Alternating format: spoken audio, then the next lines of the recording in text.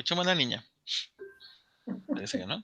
Bueno, buenas tardes, buenos días, buenas noches para todas, para todos, las presentes y los presentes. Hoy día me toca presentar, así que tengo el honor de empezar este programa.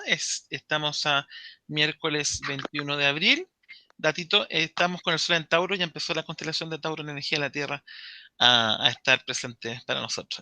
Al finalizar el programa, voy a hablar un poquito sobre eso. Y tenemos, como siempre, a nuestro entrevistador estrella, Ivo Kusic. ¿Cómo estás? Hola Andrés, buenas tardes, buenos días, buenas noches a quienes nos ven de manera diferida y a quienes nos acompañan hoy día en esta jornada, y tengo la alegría y el honor de poder presentar a nuestra invitada del día de hoy, la doctora Paulina de Cabrera, la doctora Paulina Cabrera, que es una cirujano dentista de la Universidad de Concepción, originalmente, pero que ha tenido un camino excepcional en relación a conocer una serie de prácticas, una serie de miradas, una serie de propuestas que ha logrado ir integrando a su trabajo y en diversos espacios que ha ido generando en estos últimos años. Además, también tiene todo un tema interesante con la música, que a ti, Andrés, te va a llamar mucho la atención y que le voy a pedir ahí en algún momento que nos cuente un poquito de eso también. Bienvenida, Paulina, ¿cómo estás? Gracias, muchas gracias por la invitación. Para mí es un honor y una alegría enorme, además que los he estado mirando en las otras entrevistas, súper entretenidas.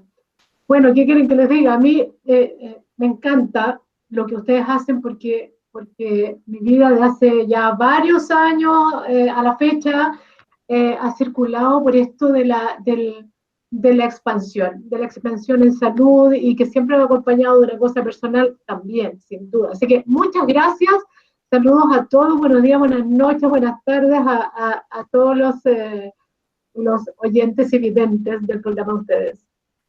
Eso, pues muchas gracias. Y entrando en materia, siempre al principio de cada jornada invitamos a la entrevistada a comentarnos un poquito como de su camino, en el fondo como qué elementos de su historia la han ido llevando a seguir ciertos elementos que tiene un poquito de curiosidad de poder conocerte un poquito más, pero también un poquito de inspiración también, ya desde el año pasado, pero este año con mucha más fuerza.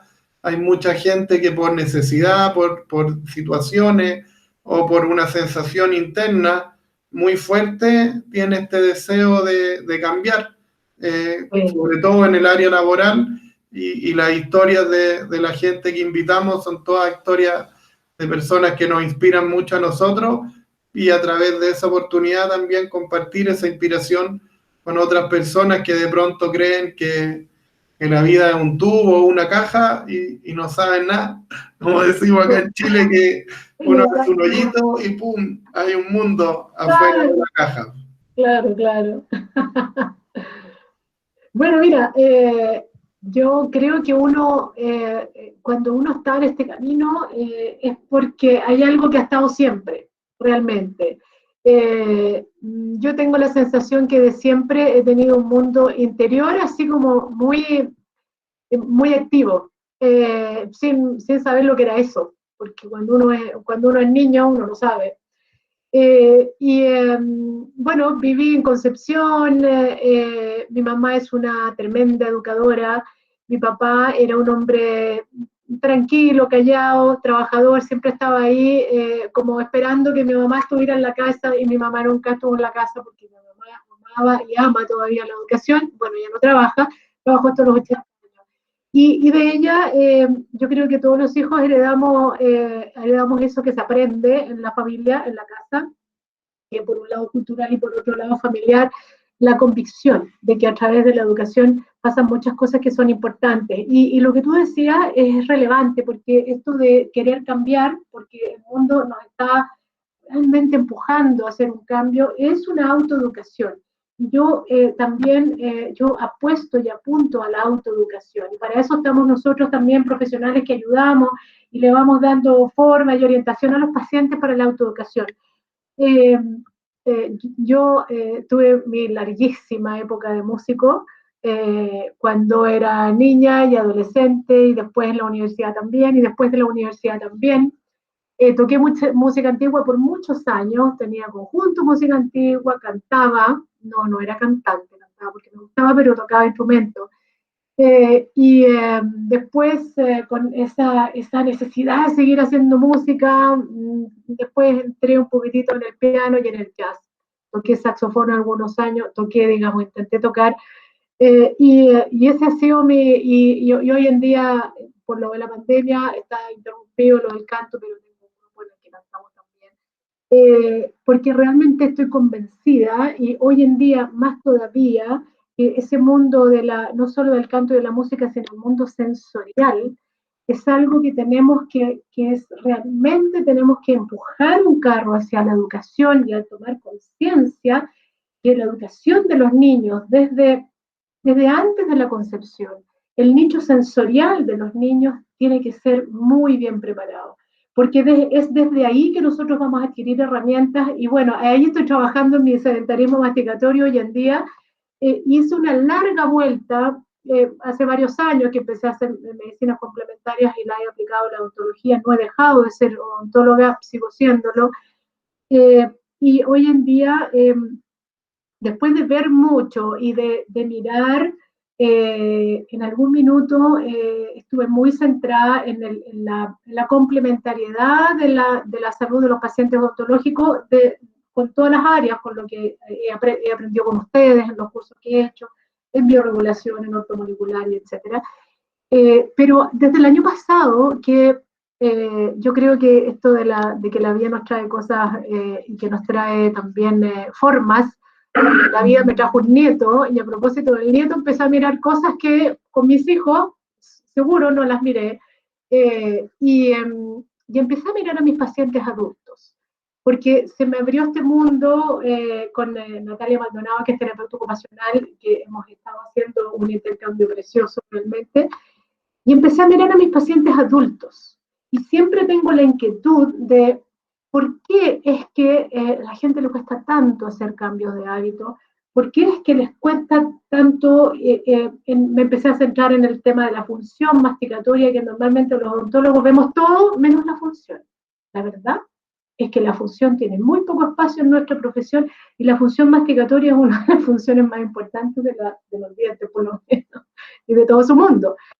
Y me puse a observar, y a veces los pacientes llegaban, yo los miraba y tenían un macétero bien grande un lado, bien chiquitito el otro, un dolor crónico en el hombro, que lo habían visto todos los profesionales y de todas las formas, y ahí estaba todavía. Y entonces entendí que había un mundo sensorial que los adultos no estaban viviendo. Y no lo estaban viviendo desde la boca, desde esa función más, es como imaginar la boca sin que mastique, porque aunque la gente no tiene dientes, se las arregla para darle vuelta a la comida y por lo menos tragarla, que es una mala cosa, pero por ahí pasa la comida, ¿no? Nosotros no vivimos conectados a una sonda nasogástrica o algo así. Y entonces dije, a ver, aquí hay un origen, y con la historia de los hijos de mis pacientes, los adolescentes, yo dije, aquí hay algo que no me cansa. Y llegué al mundo sensorial del desarrollo de los niños, de los bebés, desde la vida intrauterina y incluso antes, porque eso se me cruzó también con el largo proceso que he hecho de trabajo y de observación y tratamiento de pacientes por bruxismo. Y entonces entendí que tenemos una herencia, y en este minuto sedentarismo masticatorio hacia una masticación virtuosa, que ese es el eslogan. Tiene un ala muy importante en mostrar, en poner sobre la mesa este tema de cómo aprendemos a masticar, porque en verdad no existe esto de que hay que aprender a masticar y hay que enseñarle a los niños a masticar. Y masticar no es solamente masticar y llevar la comida de un lado para otro, es permitir que el bebé se desarrolle desde la vida intrauterina con ese mundo sensorial que se lo brinda la mamá, y que a la mamá se lo brinda su medio externo, para que cuando nazca tenga un buen amamantamiento, una lactancia materna exclusiva, ojalá, y después viene el gran mundo de la transición alimentaria. Y ahí los odontólogos, en verdad, prácticamente no sabemos nada. Y me topo con el mundo de la papilla, que en algún minuto lo podemos conversar porque es un mundo que a mí me apasiona. Eso en general les podría contar. Y de ahí viene, porque el mundo de la papilla y el mundo de lo que mastican los niños, no mastican los niños, y cómo la repercusión que eso tiene, realmente es fascinante y es muy relevante saberlo. Oye, realmente, hoy estamos estoy como con a ver, ¿ahora sí? ¿Ahí se Yo escucha? escucho bien. ¿Sí? Se escuchaba como con, ¿cómo se llama eso? Se me olvidó el nombre. Que se repite ¿Con ahí, reverberación? con reverberación, no Ah, sé cómo lo dice. Oye, a propósito de aquello, bueno, hay algunas doctrinas, no sé si te acuerdas tú, de alimentación como la macrobiótica, que una de las cosas que ponen más sí, énfasis efectivamente es la masticación, sí, y de hecho explican que es como la base, es la base de la nutrición, la masticación, más así es. que no solamente lo que uno come, efectivamente, y de hecho, mientras más enfermo uno está, se pone el énfasis en masticar más veces todavía, más veces, y mezclar muy bien con la saliva, a propósito. Mezclar con la saliva, porque mira, eh, eh, esto de masticar los alimentos es macerar los alimentos, es traducir las proteínas y todo eso, y todos los alimentos, los nutrientes, los macronutrientes, traducirlos con las enzimas, con esta agua que tiene, porque la saliva tiene mucha agua, tiene muchos elementos proteicos, no proteicos, es traducir la información que tienen los alimentos. Y mientras más los molemos, más fácil es el trayecto en el sistema. Y además, eh, también se sabe que una de las fuentes que pareciera ser no tan relevante, pero importante aún así, de las fuentes como de obtención de la microbiota del intestino está en la boca. O sea, no solamente en los alimentos crudos, sino en las bacterias que tenemos en la boca. Lamentablemente todavía no se hacen las investigaciones relevantes que deberían hacerse como se hacen a propósito del intestino. Hace muchos años atrás el intestino era sucio, era inmunda, era etcétera. Hoy es sagrado, o sea, san intestino, y hoy todavía la boca es sucia.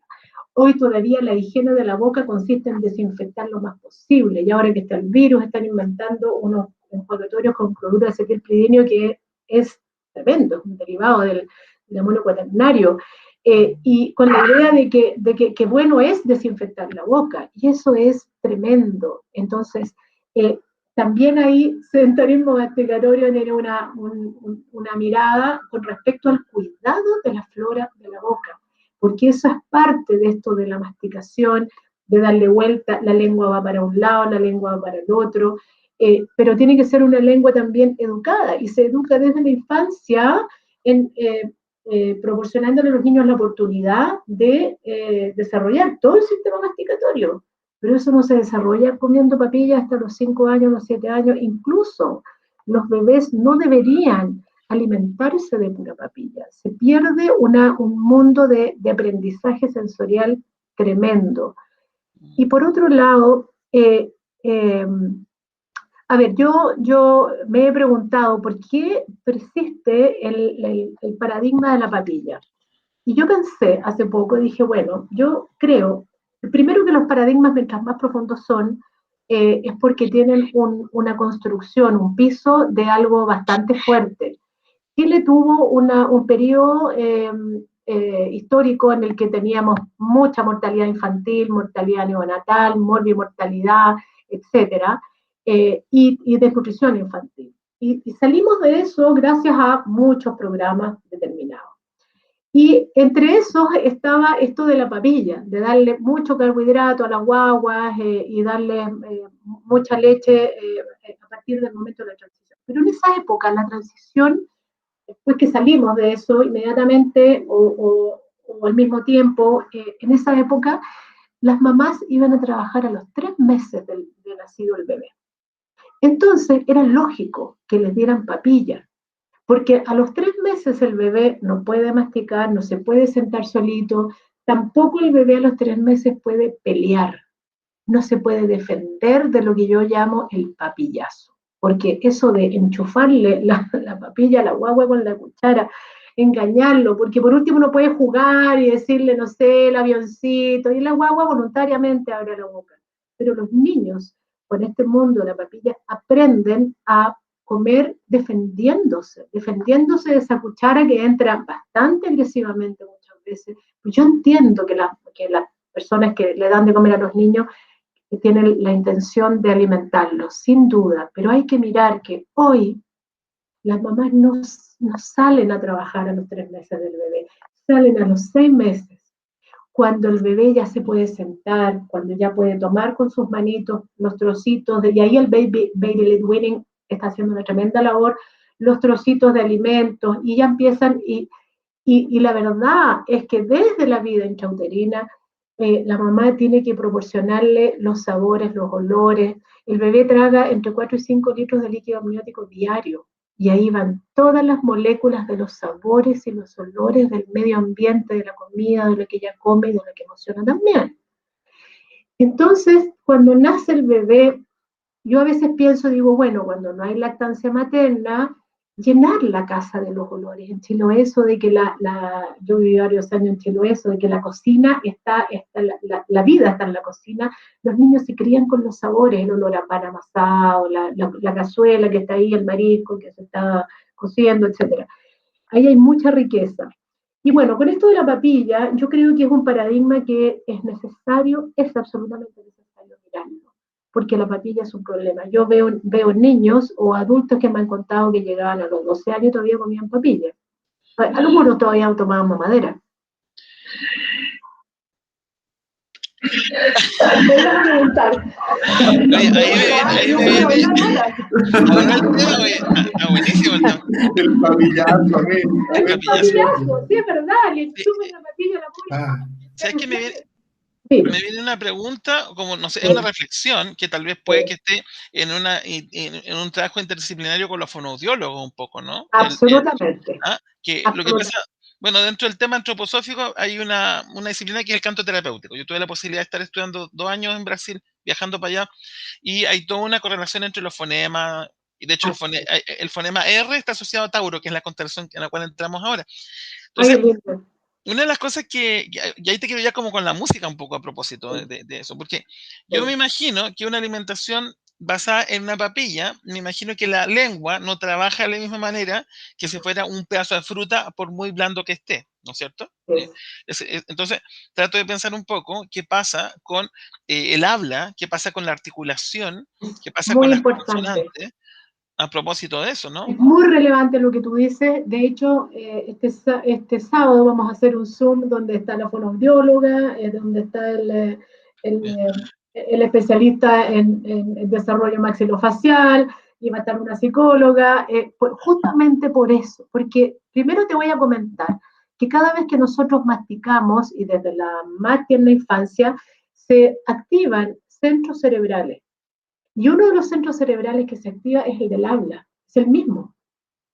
Ahora, es fundamental que haya este trabajo y este ejercicio, no solo sensorial de los olores, los sabores, en fin, el encuentro familiar, el ir a la feria con la guagua, en fin, etcétera, cocinar, etcétera. No solo eso, sino el ejercicio de la masticación. Cada vez que masticamos, irrigamos el cerebro, producimos conexiones neuronales. El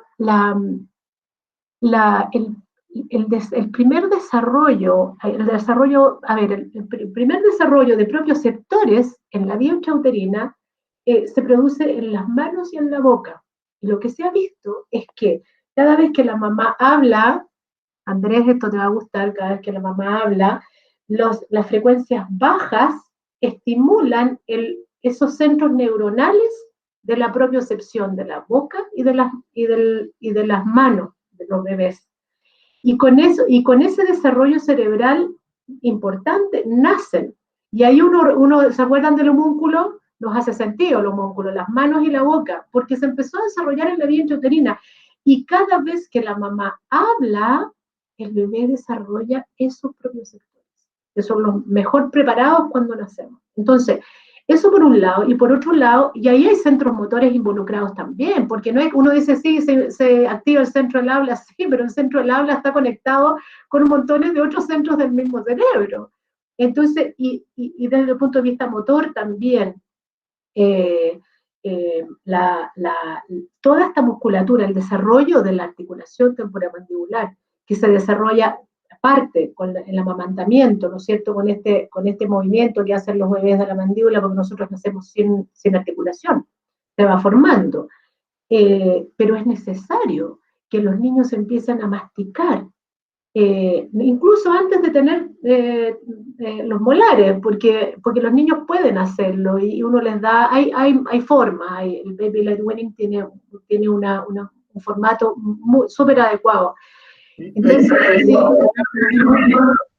Ahí tengo como un rebote, pero ahí. Ahí te escucho. Claro, ahí te podrías detener un poquito, que has mencionado esa técnica un par de veces y nosotros con Andrés la conocemos, pero probablemente muchas de las personas que nos escuchan no tienen idea y tiene como un valor así porque está muy conectado con lo que estás contando. Un valor muy grande porque tiene que ver con la educación, se refiere a la educación, a permitir que el niño vaya indicando cómo se educa. Y la verdad es que hasta los 2 años se sabe que los niños saben cuánto comer, saben qué comer, saben lo que necesitan. Entonces no necesitan que les den el plato lleno de papilla, porque cuando no quiere más es que no necesitan más. Después de los 2 años pasan cosas ahí que en realidad ese mecanismo ya no está tan perfecto. Entonces, ese Baby Led Weaning consiste en ese tipo de educación. Por fortuna, mi hija y mi yerno se prepararon para eso, porque si no, no era posible. Y cuando vienen donde la abuela los domingos, donde la abuela los domingos, yo tengo un plástico especial en el suelo, diario, y su sillita, y manteles especiales, todo especial, y él come de todo. Él prueba de todo. Y sí, y también a veces nosotros incorporamos la música a la hora de comer porque él le gusta y pide que le canten música, que le toquen guitarra, que le cantemos y cantamos y va comiendo y nos va mirando y sabe cuando son canciones que ya conoce, nos va mirando, sabe cuál, porque hacemos coro, mi hija canta también y hacemos coro. Entonces a ver, lo que se sabe, y esto a propósito del Baby Led Weaning, que no es tan amplio como lo que les estoy diciendo, pero está perfectamente incorporable.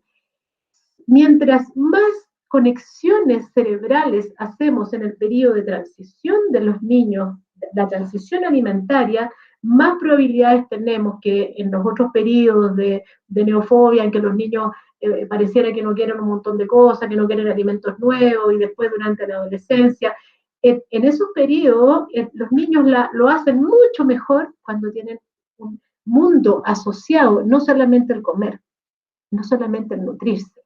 Y esto es importante de comprender porque el objetivo de comer no es solo la nutrición, no es solo eso. Nosotros comemos ambiente, comemos cultura, comemos momentos familiares, comemos todo eso y masticamos todo eso y todo eso queda masticado en esa papilla que hacemos. Yo siempre pienso en la homeopatía, por ejemplo. Yo digo, sí, la homeopatía están estas técnicas de succión y etcétera, donde se le va agregando energía al preparado, en fin. Es lo mismo cuando uno come. Es igual, por eso nos da lo mismo pasar la comida por la juguera que pasarla por la boca con toda esta impronta. Oye, a propósito de eso, bueno, otra vez se cruza algún sonido por ahí. Y esa es una discusión que se tiene actualmente, ¿ya? Con los famosos detox, a propósito, porque se pone mucho énfasis en tener maquinaria muy sofisticada para hacer zumos, puré, ya, cosa de que el tracto digestivo trabaje poco. Que se entiende desde la desintoxicación, pero estar permanentemente tomando cosas Exactamente. procesadas todo el tiempo porque es más fácil, porque los nutrientes entran más rápido, pero donde si tú te tomas un batido, por muy bueno que sea, si ni siquiera lo alcanzas a ensaliar suficiente, pasa de una, no hay un trabajo, no hay una elaboración enzimática y podemos tener otro tipo de consecuencias. ¿Ah? Mira, ahí hay una cosa, a ver, yo creo lo siguiente. En el mundo de la tensegridad, en este mundo que han armado los arquitectos y de la biotensegridad y todo eso, tenemos estructuras geométricas que son bien definidas y que no son infinitas tampoco. Y las proteínas forman estos mundos. Si miramos una telaraña, si miramos tenemos llena la naturaleza de estructuras que uno las mira y dice, oh, y un día yo mirando a mis pacientes dije, oh, esto es igual a la tela de araña, esto es igual, la saliva del paciente, yo le hacía así, así, y era igual a una fascia, igual a una fascia.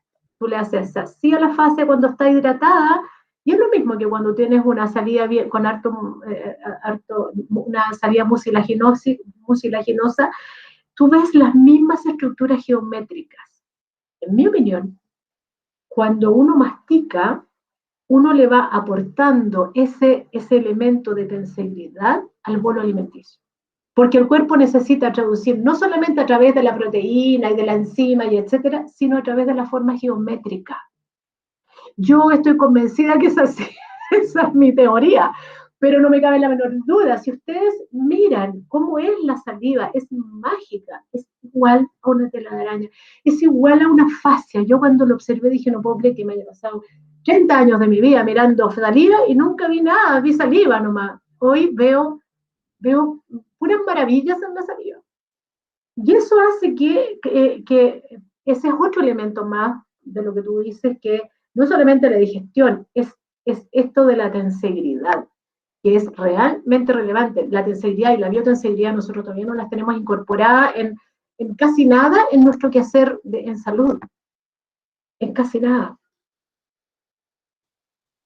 ¿Qué quieres que te diga? Wow. Yo estoy impactado y entre una cosa, una emoción, entre impacto y enamorado, una cosa así, de todo lo que tú estás hablando, así que estoy Y adherimos. Es que todo eso es masticación, todo eso es masticación.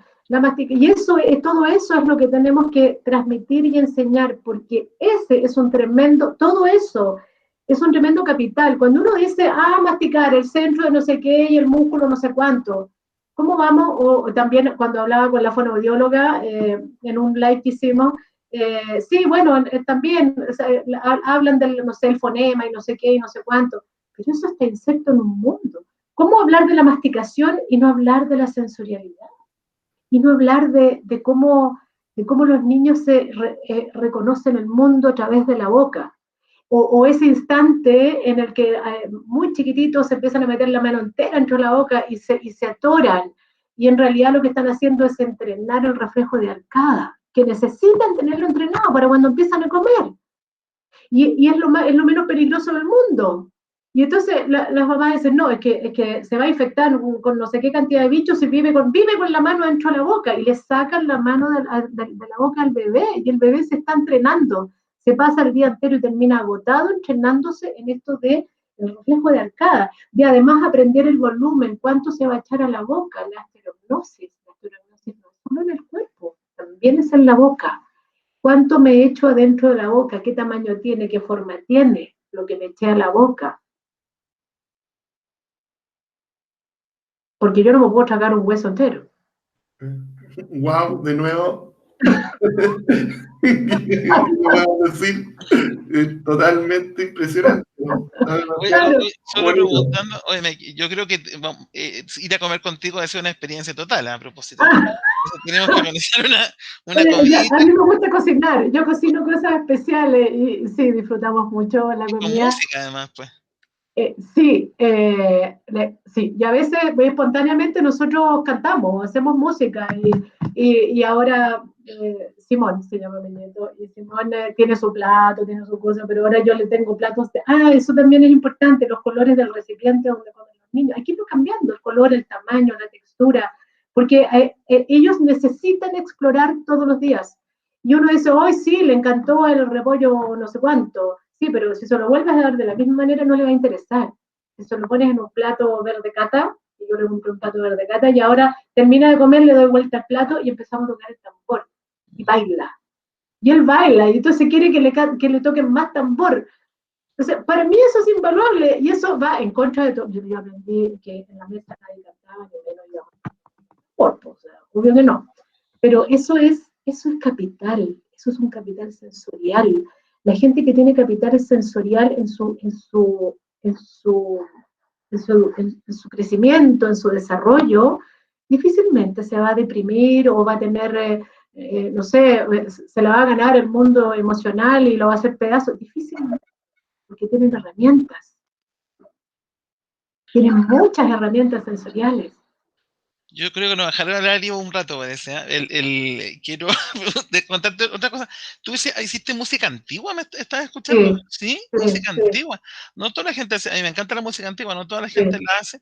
Y es súper interesante porque en la música antigua están los modos antiguos musicales, que exactamente. exactamente, y esos modos Sí. también tienen correlaciones astrológicas a propósito. Ay, Ah, qué entretenido. Son a fascinantes. Esa exactamente. nota larga que tú la tienes sostenida y viene la... Porque, bueno, distinta a la de la Edad Media, la del Renacimiento, pero esa nota larga, o los contrapuntos, más el Renacimiento. De hecho, por eso, esto es un comentario para los que somos de nuestra generación, eso sí, por eso la música del grupo Mazapán tuvo tanto impacto también, Sí, ¿ah? porque Porque ellos tienen mucha música mucha barroca música, sí, exactamente. Entonces hay algo que se movió en nosotros, posiblemente, que sí, de hecho que todavía lo recordamos, que sí, la música de ahora, de niños, no tiene esas características, tiene otras características tiene diferentes. otras características. A Y propósito tiene de algo especial que le gusta a todos los niños, porque a mi nieto, que tiene, imagínate la generación que tiene, y él pide que le pongan el mazapán.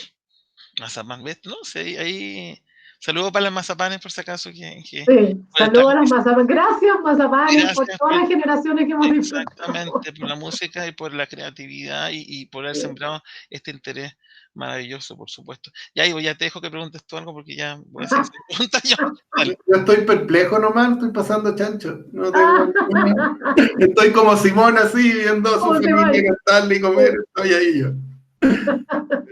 Como que no sabría qué preguntar, me surge quizá en términos de los objetivos como de la primera parte, si ves tú algún momento como de tu historia, de tu infancia, de tu primera adolescencia, que tú notas que de alguna manera te ayudó a hacer este contacto como con lo moderno y lo antiguo. Y cuando uno ve tu trayectoria, incluido en este tema musical, yo no tenía idea de esta expresión musical más antigua que fue parte de tu recorrido en esa línea. ¿Qué crees tú que de alguna manera te hizo interesada en convivir en este mundo con mucha información de lugares distintos? Primero yo creo que la música aporta una riqueza que no la aporta nada más que la música.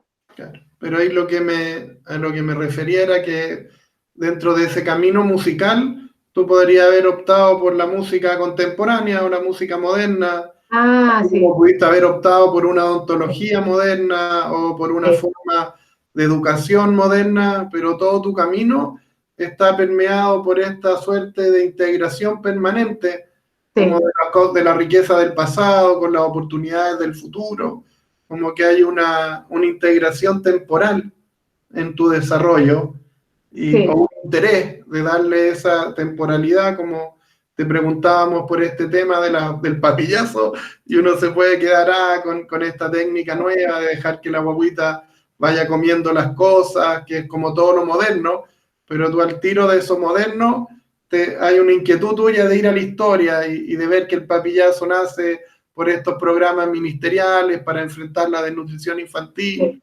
como sí. que tu mente está todo el tiempo en este recorrido, desde el presente al pasado. Sí, te entiendo la pregunta. Hay algo ahí que tú creas de tu infancia, de tu adolescencia, que de pronto despertó ese interés de mirar el mundo con esta historicidad. Es como de cuna, no es Te algo diría tan habitual. que, sí, yo te diría que yo soy la tercera de tres hermanas, después viene un hermano mucho tiempo después y a mí me tocó estar más en la casa y sola. Y mi mamá no estaba porque trabajaba, ella adorando la educación y haciendo cosas maravillosas con eso. Eh, yo creo que estuve siempre muy cerca de la naturaleza. Yo soy una observadora de la naturaleza, sí, pero innata. y me enamoré de la evolución muy chica. Alguna vez muy chica me regalaron un libro de Darwin y fíjate que es desde ahí, te diría yo. Darwin me dio como, porque quién más increíble en su mundo de observación y de relacionar cosas que a quién se le ocurría relacionarlas. Y además soy Virgo, Andrés. Entonces los Virgos, los Virgos que somos tierra, además tenemos esa cosa de esa capacidad de análisis. Y porque además yo pienso que, yo creo en que, eh, porque a mí me estuvo haciendo ruido en lo de la papilla y el papillazo, en algún momento ver esas escenas de un bebé que aprende a comer así, y que no se sabe defender y a veces ni siquiera lloran, pero están así y están todo el rato, o sea, se están defendiendo. ¿Cómo es posible que vamos a aprender a comer algo tan sagrado como comer así? O sea, esa imagen me parece, yo dije, esto es el papillazo, por otra palabra. Eh, pero yo dije, a ver, los pediatras no son malas personas y son inteligentes. ¿Por qué siguen en lo de la papilla? Es porque tiene que haber una buena razón. Ahora, además yo, como estudié en la Alianza Francesa, ese mundo cartesiano, yo creo que para mí yo fui reactiva al mundo cartesiano. ¿Por qué? No lo sé, no lo sé. En verdad no lo sé, pero fui muy reactiva al mundo cartesiano de esto va para allá, y aquí empieza, aquí termina, y todo demás no existe. Yo creo que un poco de rebeldía. No sé qué otra cosa. Y siempre creo que hay buenas razones. Eh, Cuando vi esas estructuras en un museo increíble al aire libre en Nueva York, unas estructuras de trazabilidad impresionantes, y era lo mismo que ver la saliva, era cómo no vincularlo, que en realidad la naturaleza tiene diseños que se repiten. Dice, pero esto es lo mismo que esto. No sé, una vellosidad del intestino es igual a otra cosa que, no sé, cuando se está desenvolviendo ¿cómo se llama? Hay un helecho en el sur que da una vuelta increíble, parece un embrión, después parece otra cosa, lleno, todo peludo. No, es una cosa impresionante. Yo creo que eso de que me tocó ser hermana que estaba sola y que era observadora. Bueno, voy a agregar otra esto no como con eco, hasta que se adapte. Bueno, datito nomás de astrología médica, Virgo rige el sistema digestivo a propósito, específicamente los intestinos. Entonces está muy asociado a la nutrición a propósito. No es extraño, ¿eh? La No es imagen de extraño. extraño, la imagen que la gente tiene como de Virgo, como la búsqueda de la crítica, más bien eso Sí. se traduce en el discernimiento adecuado, y discernimiento y digestión son realidades coexistentes a propósito, son dos Ah, son mira. recíprocas. El discernimiento y la digestión son realidades recíprocas, pero en diferentes dimensiones de la existencia a propósito.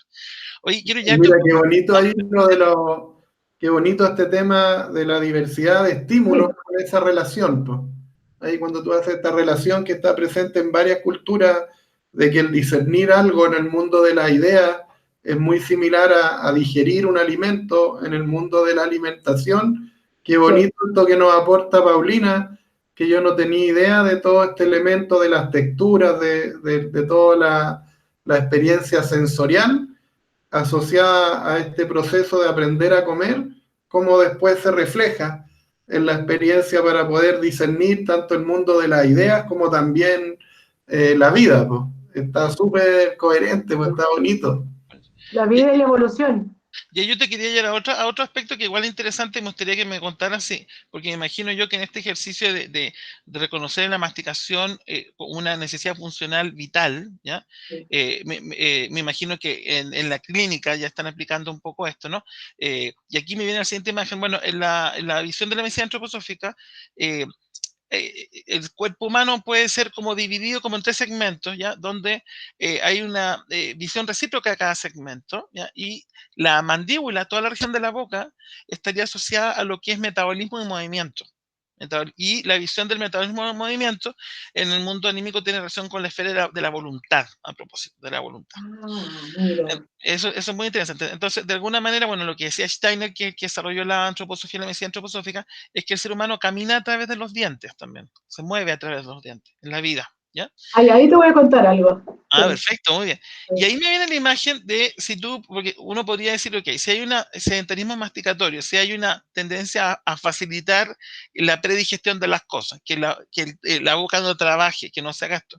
¿Ya? No sé si tú observas si una persona que tiene, por ejemplo, una dificultad para tomar decisiones, para hacer cosas, para moverse, al empezar a hacer una activación masticatoria, tú logras ver una diferencia en la toma de decisiones, tal vez es muy Es súper fino, es difícil, hasta aquí no te podría decir que haya observado eso clínicamente, porque el trabajo que estoy haciendo con los pacientes adultos es más o menos reciente. Yo los mando donde la terapeuta ocupacional y ha sido todo esto en pandemia además, durante todo el año pasado, este año.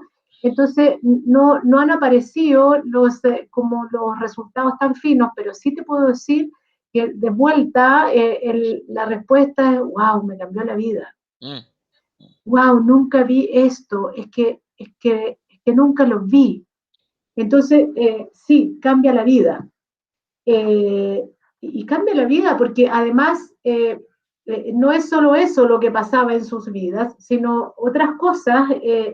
Y algo, yo creo que lo que tú dices es súper interesante porque yo no podría ponerle palabras a lo que yo he percibido muy fino, muy sutil, de esto de cuando el paciente llega y come de un solo lado y después termina el tratamiento y su vida le cambió. Porque además el cómo tú comes es el cómo caminas también. Y pasa, y yo también creo que esto es una cuestión de integridad. Los niños, cuando se sientan más o menos en la edad en que empiezan a salir los incisivos, después cuando caminan es más o menos la edad cuando ya tienen los cuatro incisivos, o al menos dos, superiores e inferiores. Es cuando ya tienen el caminar mucho más asentado. Y si ustedes lo piensan desde la perspectiva de la tensegridad, si tenemos dos piernas y trazamos y juntamos la oclusión y trazamos una línea de aquí al suelo, ahí tenemos tres patas. Y ahí ya tenemos un niño que se para bien, que ya tiene más seguridad para caminar. Y después vienen los caninos, y entonces agregamos más patas si trazamos una línea hasta el suelo, y después vienen los molares. Entonces, esto de que caminamos con la boca o con los dientes, así es, así es. De hecho, cuando sale el primer molar inferior a los 6 años, cuando termina de formarse el arco plantar. Entonces, hay muchas cosas que están ahí que son, y eso es desarrollo, eso es evolución, es desarrollo, es sutileza, y está ahí.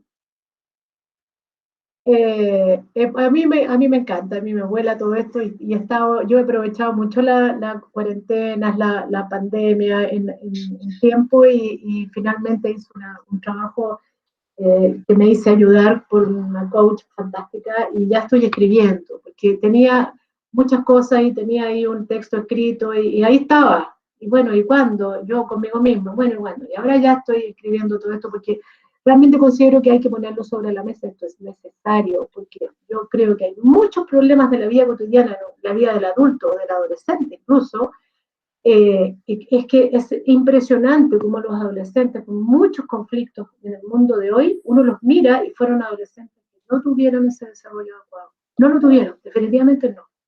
Y esa pobreza y ese poco capital les pasa la cuenta en esos momentos de la vida.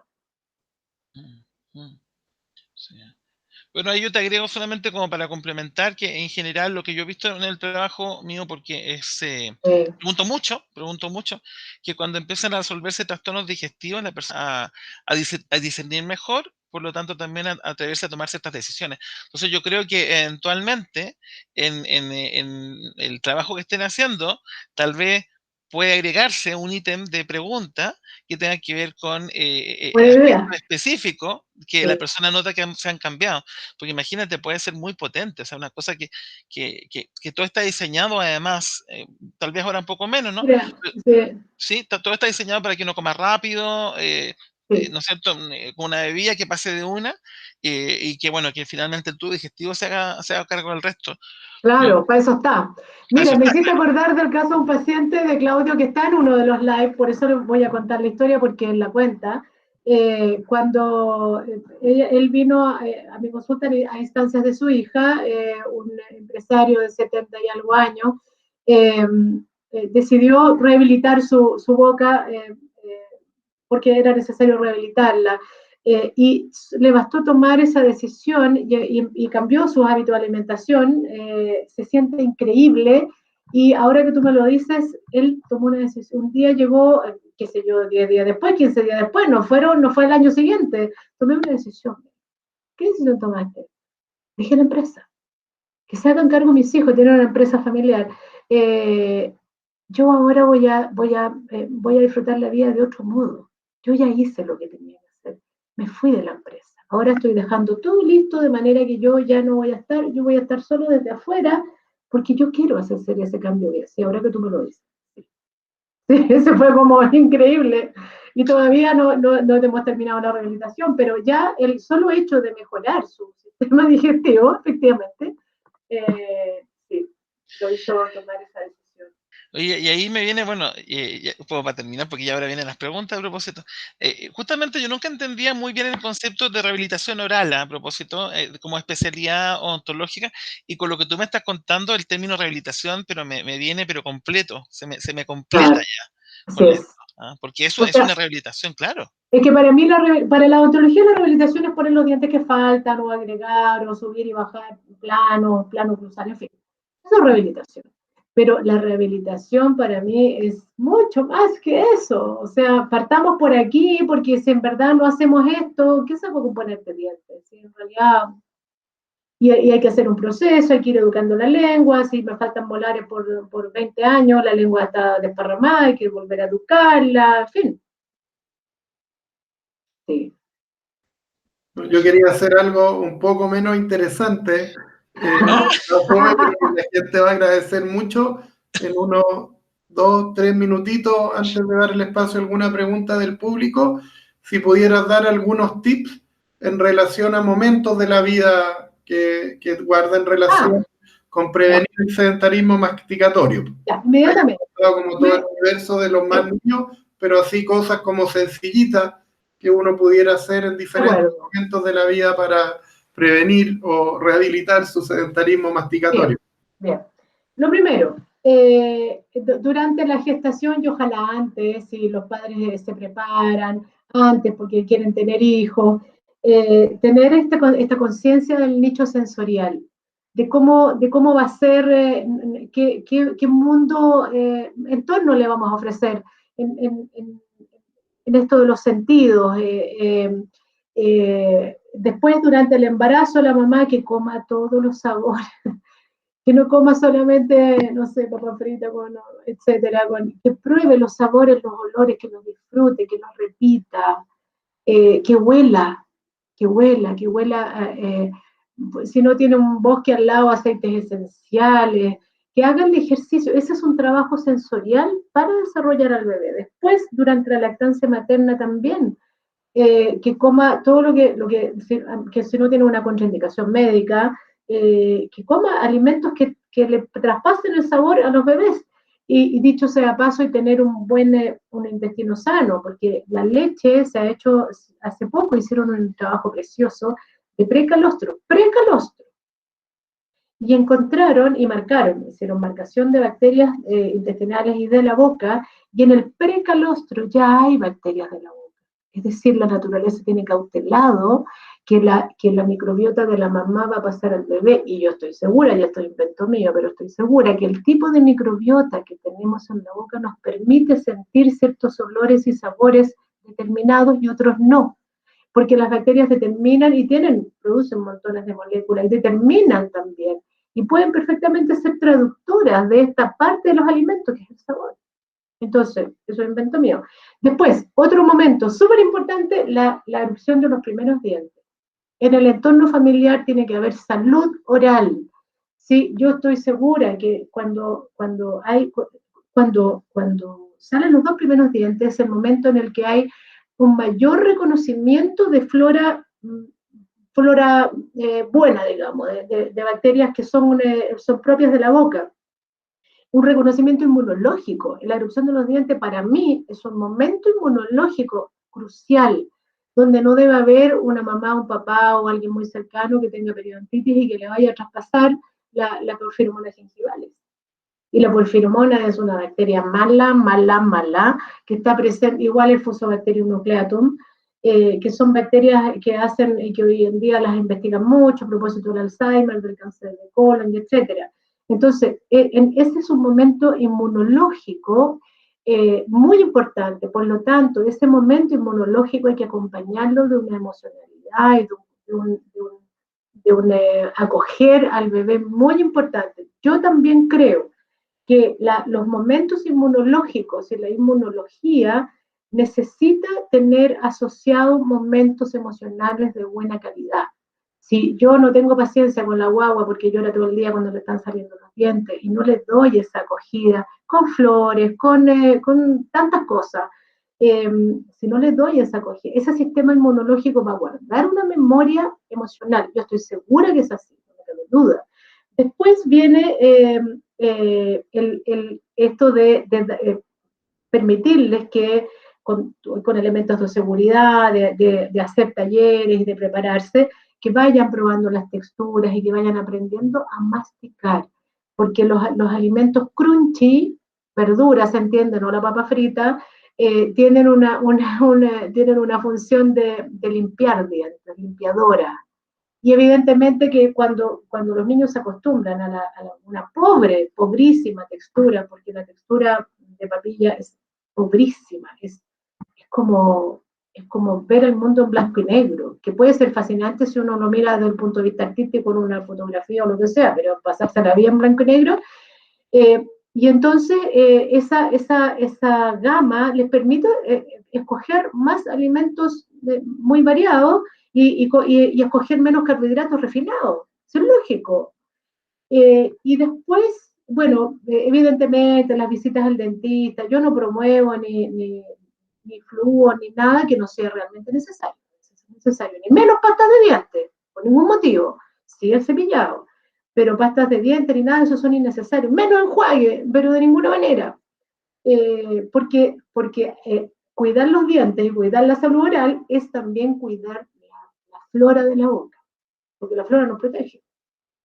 Entonces, aparte de la higiene y todo lo que ya sabemos, cepillando los dientes, todo eso es prevención. Y ahí tienes hitos durante la infancia y lo que sí me encuentro con frecuencia en la consulta es que la gente se aprende a cepillar muy bien, todo muy bien, pero entre medio no limpian. Usen, por favor, sea dental y o cepillo interdentario, porque los espacios interproximales hay que limpiarlo. Nosotros no tenemos, no existe que no tengamos bacterias cariogénicas, y el Streptococcus mutans se hizo un estudio genético maravilloso. En el neolítico sufrió un cambio evolutivo muy relevante, porque antes del neolítico el Streptococcus mutans no era capaz de metabolizar azúcares para producir ácido, por lo tanto no teníamos caries masivas en esa época. Las caries se producían antes del neolítico por otro motivo, que en realidad más que caries eran fracturas, desgastes, en fin, periodontitis tampoco era usual. También se producían por otros motivos, eran motivos más endodónticos. Entonces, el Streptococcus mutans se robó, obtuvo, y esto tiene un nombre que no lo conozco, sacó material genético de bacterias intestinales que son capaces de metabolizar azúcares, y lo hizo suyo porque en el neolítico empezamos a tener tanta azúcar que dijeron, aquí tenemos. Y entonces hicieron eso. Y lo otro, bueno, respecto de alimentación, hoy vivimos en un mundo en el que evolutivamente, esto también es idea mía, yo creo que nuestro cerebro está en shock desde hace muchos años, desde la era de la industrialización hasta ahora, es increíble. Está en shock que cada vez que nosotros vamos a un supermercado, tenemos desde este sentido los ojos, una disponibilidad de alimentos que yo creo que tiene nuestros cerebros aturdidos. porque nosotros no, evolutivamente, no estamos hechos para tener esta disponibilidad grosera de alimentos. Porque yo estoy convencida que nuestro cerebro vive en shock cada vez que entra a un supermercado. Porque el cerebro no entiende que hay que tener lucas para comprar todo. Ve comida, ve cantidades. El cerebro, para él, es llegar y sacar y comer. Entonces yo creo que hay una bioquímica que tenemos del metabolismo y de la energía y de todo, que algo nos está pasando porque porque además aprendemos la tele, vemos un libro, todo está lleno de comida y el cerebro se la cree. Algo pasa con eso. Yo se los pongo sobre la mesa porque eso es un tema súper interesante. Bueno, y nos queda un minuto para terminar el programa. Una pregunta al público. Démosle una pregunta al público. ¿Alguien si quiere preguntar algo? Hay una pregunta aquí que puso Cristóbal, si no me equivoco, déjame revisar. Démosle. Bueno, dice extraordinaria charla y pregunta, ¿hay influencia genética en el comer apurado casi sin masticar? Lo expresado por Paulina es como una utopía y debería enseñarse desde la educación primaria, dice, a propósito. Desde la casa, no que yo sepa, no, y no me imagino de qué manera. Los patrones se aprenden en la casa, en la familia. Y yo creo que hoy, dado que hay poco tiempo, una de las cosas que sí se puede enseñar es respirar antes de comer. El mindfulness, meditación, como lo quieran llamar. A mi nieto cuando está comiendo y quiere que le pasen algo rápido, como es chiquitito, por supuesto que le dice, ¡ah! Es así. Entonces yo le digo, Simón, se queda calladito y mira, y todavía no entiende nada, pero está aprendiendo un modelo de respira primero. Obvio que no le vamos a pedir ahora que razone si es una guagua, pero eso se enseña y que sea genético, no. La ansiedad tiene que ver con miles de cosas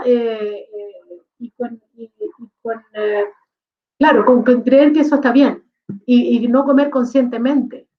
Es el comer consciente el que nos puede ayudar también a llegar a ese espacio de masticar y disfrutar y sentir la comida y etc.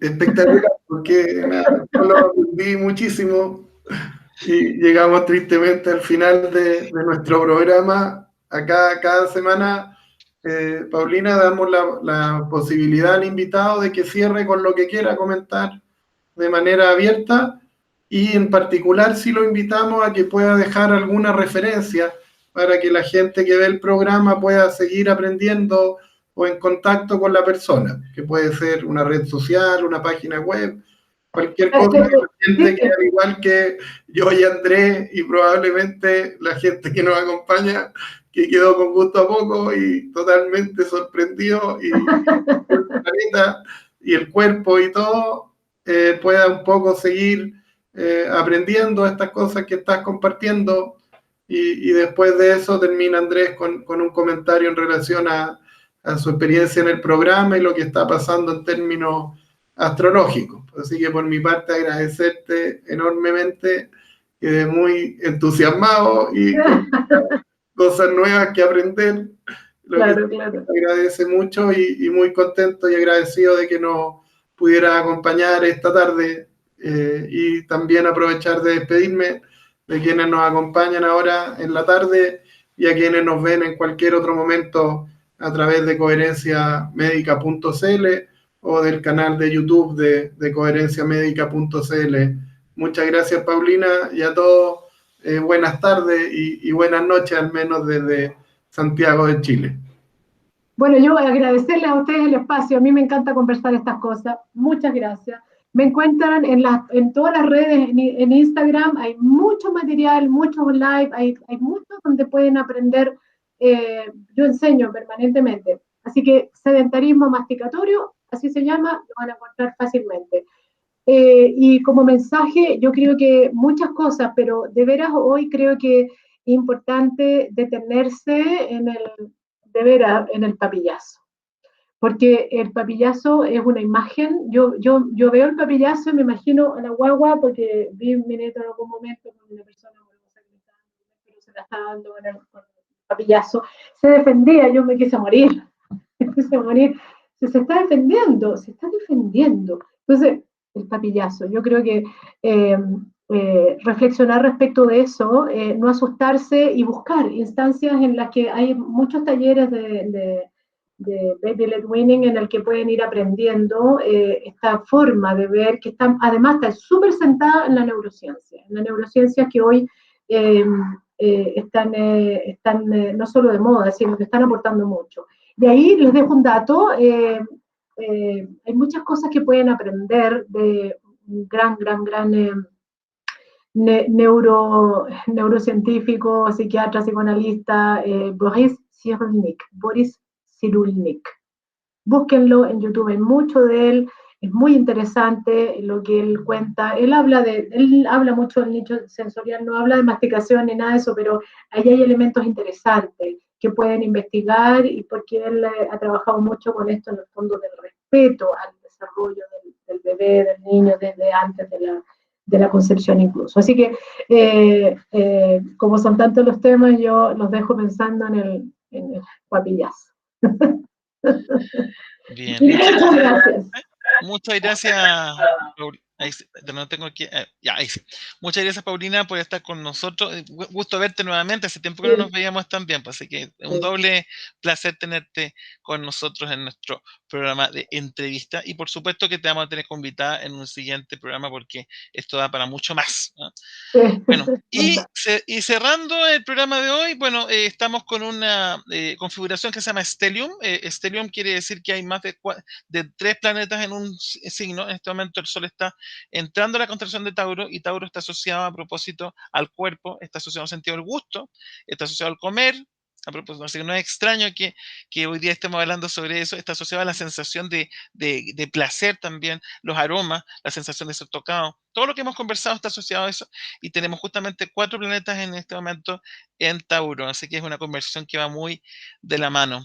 El hacerse cariño, el disfrutar, el conectarse con lo sensorial, el sentido del gusto, la comida, los aromas, la conexión con el placer. Y con esta energía de placer y de luz que nos transmite Paulina, nuestra querida invitada, cerramos el programa de hoy. Muchas gracias a todas y a todos por estar presentes en todos los horarios, por supuesto, y nos vemos pronto en un programa con una nueva o nuevo invitado muy interesante. Muchísimas gracias. Bendiciones a todos. Para ustedes también, gracias.